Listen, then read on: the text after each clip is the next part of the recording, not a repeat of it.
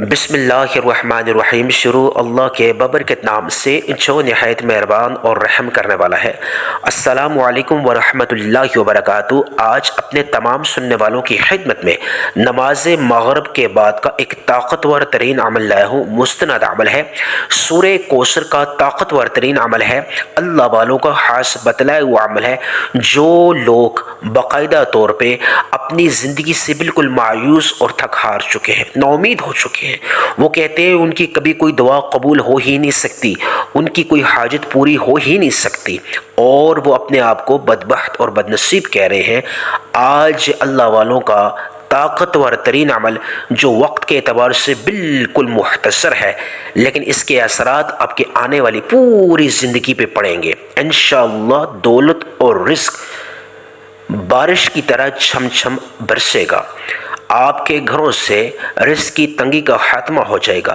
بڑی سے بڑی اگر حاجت ہے، اگر آپ چاہتے ہیں کہ آپ مالدار ہو جائیں، فوری طور پہ اللہ کے وہ غیبی ہاتھ، وہ جو اللہ کے غیبی ہاتھ ہیں وہ حرکت میں آ جائے، غیبی طور پہ آپ کو اللہ پاک تمام چیزوں سے نواز دے، تو سورہ کوثر جو تمام وظائف کا سلطان کہلاتی ہے، تمام وظائف کا سردار سورہ کوثر ہے، اللہ کی لاڈلی صورت ہے۔ لیکن آپ نے سورہ کوثر کا عمل بہت دفعہ کیا ہوگا، لیکن یہ جو عمل آپ کی خدمت میں پیش کر رہا ہوں یہ اللہ والوں کا مستند عمل ہے۔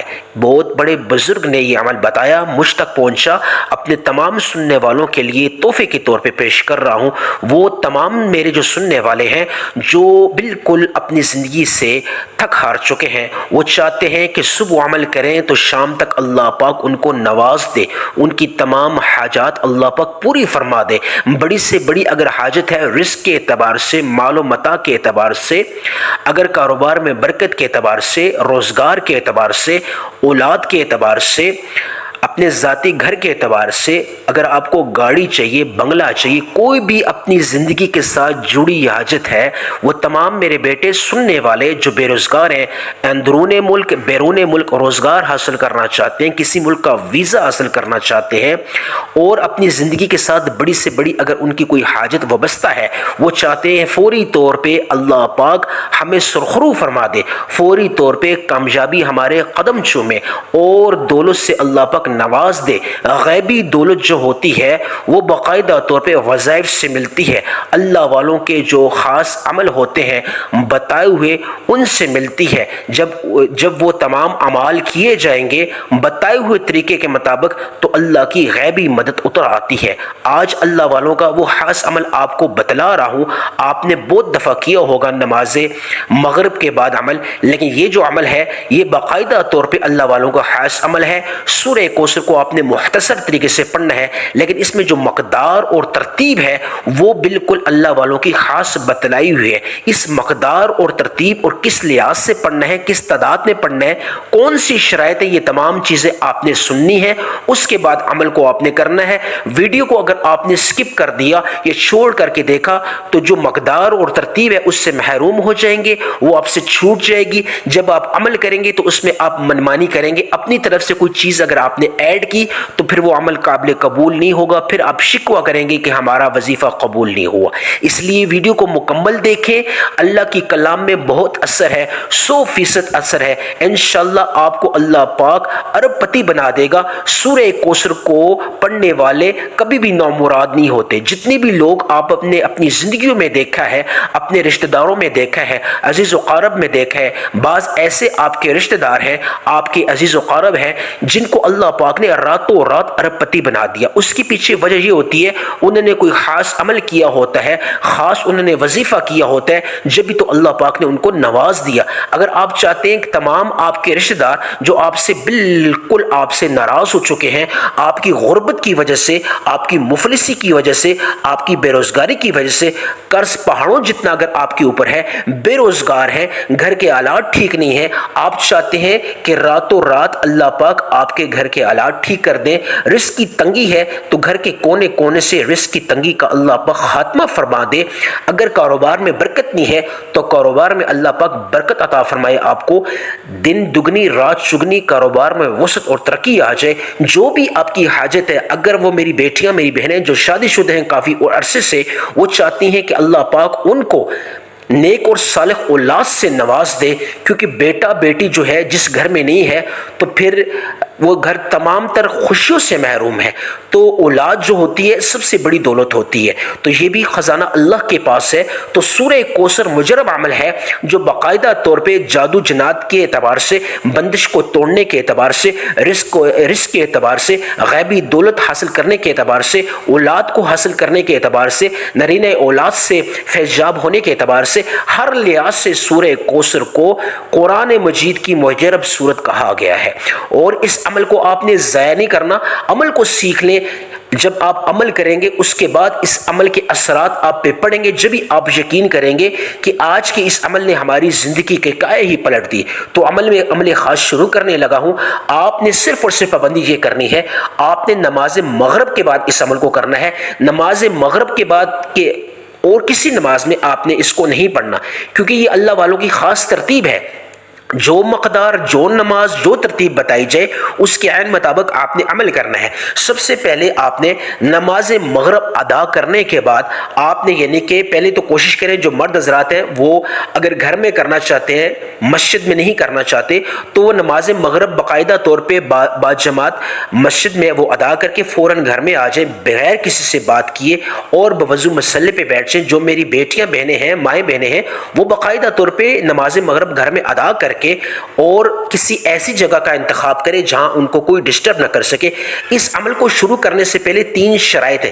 ایک تو آپ نے کسی ایسی جگہ کا انتخاب کرنا ہے جہاں آپ کو کوئی ڈسٹرب نہ کرے، کیونکہ عمل کے دوران بات چیت جو ہے وہ عمل کے اثرات کو، قبولیت کو ختم کر دیتی ہے۔ عمل میں قبولیت اور تاثیر نہیں رہتی۔ خاموشی اور تنہائی سب سے اہم چیز ہے، یہ پہلی شرط ہے۔ دوسرا یہ ہے کہ آپ نے باقاعدہ طور پہ باوضو کے مسئلے پہ بیٹھنا ہے اور آپ نے دوران عمل کسی سے بات نہیں کرنی۔ آپ سے اگر کوئی بات کرے آپ نے جواب نہیں دینا، آپ نے بھی دوران عمل اس وظیفے کے دوران کسی سے بات نہیں کرنی۔ یہ وہ شرائط ہیں کہ ان پہ اگر آپ اتر گئے تو آپ کا عمل قابل قبول ہو جائے گا۔ تیسرا یہ ہے کہ باقاعدہ طور پہ آپ نے آنکھیں بند کر کے اس عمل کو کرنا ہے۔ آپ نے دوران عمل شروع سے لے کے آخر تک آپ نے آنکھیں بند کرنی ہے یکسوئی کے ساتھ، اور تمام جو بھی آپ کی حاجات ہیں، جو بھی آپ کے مقاصد ہیں، اپنی زندگی کے اعتبار سے، قرض کے اعتبار سے، غیبی مدد اگر حاصل کرنا چاہتے ہیں، جو بے روزگار ہیں، اندرون ملک یا بیرون ملک روزگار حاصل کرنا چاہتے ہیں، وہ باقاعدہ طور پہ اپنے اندرون ملک یا بیرون ملک اگر کسی ملک کا ویزا حاصل کرنا چاہتے ہیں، یا اندرون ملک کسی محکمے میں وہ روزگار حاصل کرنا چاہتے ہیں، یا کاروبار یا نیا کاروبار کا آغاز کرنا چاہتے ہیں، جو بھی رزق کے اعتبار سے ان کی نیت ہے، اس کی یعنی کہ حاجت ہے، اس کی نیت کر کے اس عمل کو شروع کر دیں۔ نرینہ اولاد سے جو لوگ محروم ہیں، نیک اور صالح اولاد چاہتے ہیں، وہ شرطیہ بیٹے کی نیت کر لیں۔ اور باقاعدہ طور پہ جو ذاتی گھر سے محروم ہیں، کرائے کے مکان میں رہتے ہیں، وہ ذاتی گھر کی نیت کر لیں۔ جو لوگ گاڑی بنگلہ چاہتے ہیں، کوئی بھی حاجت چاہتے ہیں، اس کی نیت کر لیں۔ اور باقاعدہ طور پہ جو لوگ بیمار ہیں، خدا نخواستہ علاج بیماری میں مبتلا ہیں، وہ اگر شفا حاصل کرنا چاہتے ہیں، وہ باقاعدہ طور پہ وہ خود کر سکتے ہیں، یا ان کا گھر کا کوئی دوسرا فرد ہے وہ اس عمل کو کر کے پانی پہ دم کر کے ان کو پلا سکتا ہے۔ یعنی میرا کہنے کا مطلب یہ ہے، اس عمل کو شروع کرنے سے پہلے تیسری شرط یہ ہے کہ آپ نے تمام مقاصد کی، تمام حاجات کی نیت کرنی ہے۔ جس طرح نماز پڑھنے سے پہلے نماز کی نیت ضروری ہوتی ہے، اس طرح عمل کرنے سے پہلے جو مقاصد، جو آپ کی حاجات ہیں، ان کی نیت کرنا ضروری ہوتی ہے۔ نیت میں یکسوئی اور قبولیت بڑھتی ہے، تسلسل آتا ہے۔ آپ نے ایک دفعہ درود ابراہیمی ثواب کی نیت سے میرے ساتھ مل کے پڑھنا ہے، ایک دفعہ مل کے پڑھ لیں۔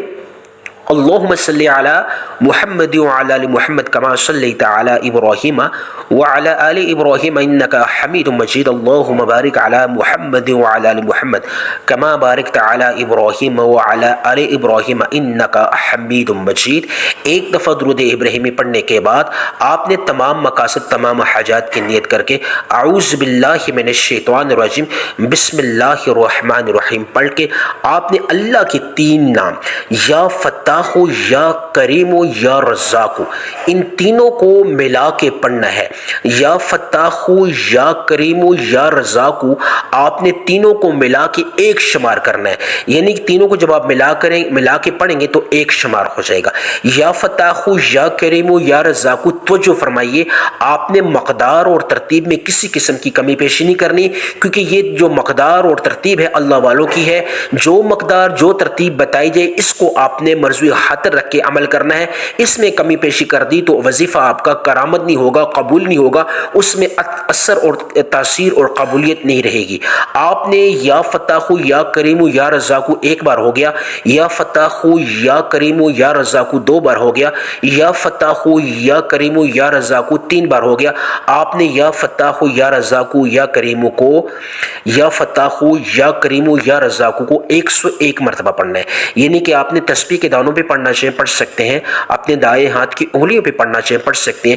101 سے مراد ہے نہ آپ نے 101 سے زیادہ نہ 101 سے کم، جو مقدار جو ترتیب بتائی جائے یکسوئی کے ساتھ اپنی جو بھی حاجت ہے، جو بھی آپ کا مقصد اپنی زندگی کے ساتھ جڑا ہوا، اس کی نیت خاص کرتے ہوئے، اس کو دل اور دماغ میں رکھتے ہوئے یا فتاح یا کریم یا رزاق، یا فتاح یا کریم یا رزاق، یا فتاح یا کریم یا رزاق آپ نے 101 مرتبہ پڑھنا ہے۔ فوری طور پہ اعوذ باللہ من الشیطان الرجیم بسم اللہ الرحمن الرحیم پڑھ کے آپ نے باقاعدہ طور پہ دوسرا جو عمل آپ نے کرنا ہے وہ آپ نے سورہ کوثر کو پڑھنا ہے۔ سورہ کوثر کو جو تمام وظائف کا سردار کہلاتی ہے، تمام وظائف جو ہے سب سے بھاری جو وظیفہ ہے وہ سورہ کوثر کا ہے، اور سورہ کوثر باقاعدہ طور پہ اللہ کی عدالت میں جا کے جھگڑا کرتی ہے پڑھنے والے کے حق میں کہ یا اللہ میرے پڑھنے والے اور پڑھنے والی کی دعا قبول و منظور فرما۔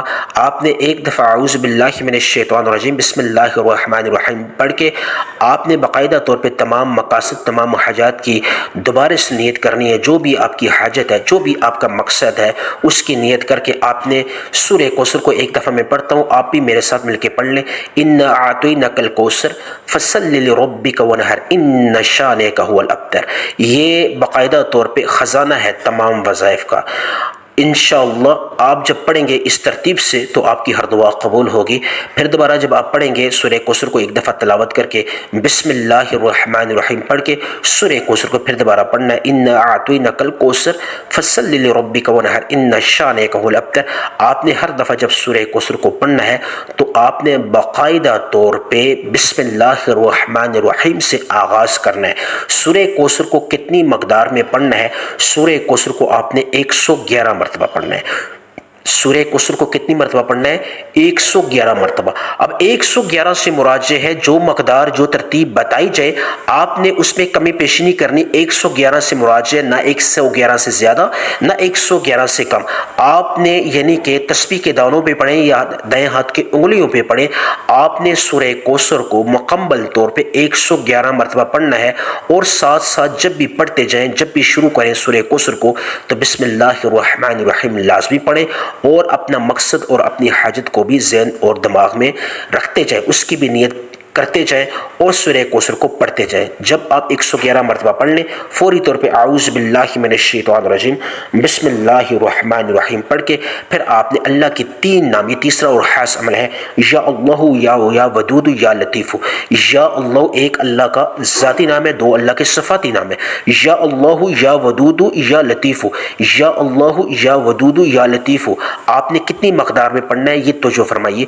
یا اللہ یا ودود یا لطیف ایک بار ہو گیا، یا اللہ یا ودود یا لطیف 2 بار ہو گیا، یا اللہ یا ودود یا لطیف 3 بار ہو گیا۔ آپ نے یا اللہ یا ودود یا لطیف کو صرف اور صرف آپ نے 100 ٹائم پڑھنا ہے۔ آپ نے کتنی ٹائم پڑھنا ہے؟ 100 مرتبہ پڑھنا ہے۔ جو مقدار بتائی جائے آپ نے اس میں کمی پیشی نہیں کرنی۔ آپ نے 100 دانوں والی ایک تسبیح آپ نے یا اللہ یا ودود یا لطیف کو پڑھنی ہے۔ آپ نے 100 دانوں والی یعنی ایک تسبیح یا اللہ یا ودود یا لطیف کی پڑھنی ہے۔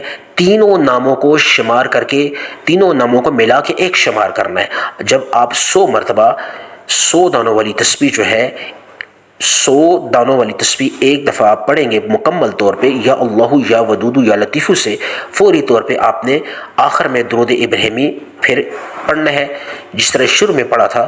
پڑھ کے اس کے بعد دونوں ہاتھ اٹھانے ہیں، یا ارحم الراحمین کو 3 دفعہ، یا مسبب الاسباب کو 3 دفعہ، یا ذل جلال والاکرام کو 3 دفعہ پڑھ کے آپ دعا مانگیں، یا اللہ سورہ کوثر کے اس مجرب عمل کی برکت سے یا رب العالمین اپنے ناموں کی یا اللہ لاج رکھے، اپنے ناموں کے توفیل، یا اللہ تیرے صفاتی اور ذاتی ناموں کو پڑھا اپنے مقصد کی نیت کر کے، یا اللہ میری تمام حاجات کو، میرے تمام مقاصد کو پورا فرما، یا اللہ ناممکن حاجت بھی ہے اس کو ممکن فرما، یا اللہ جو کچھ مانگا مقدر فرما، جو نہیں مانگ سکا یا اللہ وہ بھی عطا فرما، تو بن مانگے عطا کرنے والی ذات، آمین ثم آمین۔